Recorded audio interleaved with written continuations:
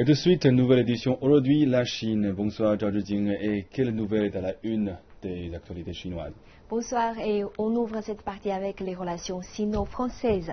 Cette année marque le 50e anniversaire de l'établissement des relations diplomatiques entre la Chine et la France. Le ministre français des Affaires étrangères et du Développement international a entamé samedi une visite de travail en Chine à Shanghai. Reportage.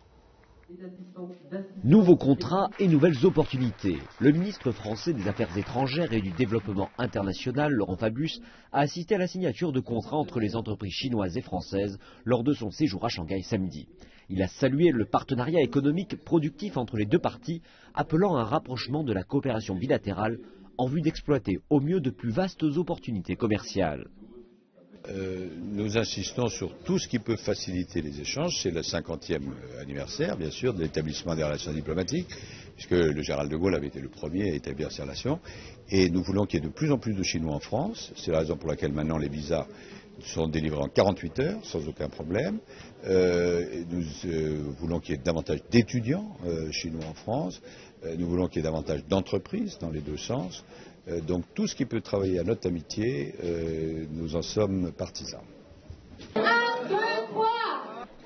La Chine et la France ont déjà enregistré des résultats encourageants sur le plan de la coopération économique et commerciale, mais les représentants des deux parties conviennent qu'il existe encore un immense potentiel non exploité.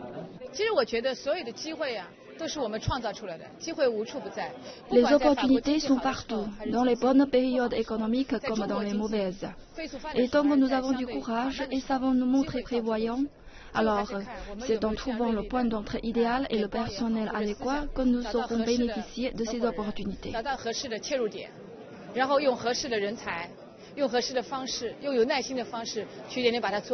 Ici, nous avons 170 entreprises qui, depuis leur origine, sont passées par ENRAI, entreprise internationale, pour venir s'installer en Chine.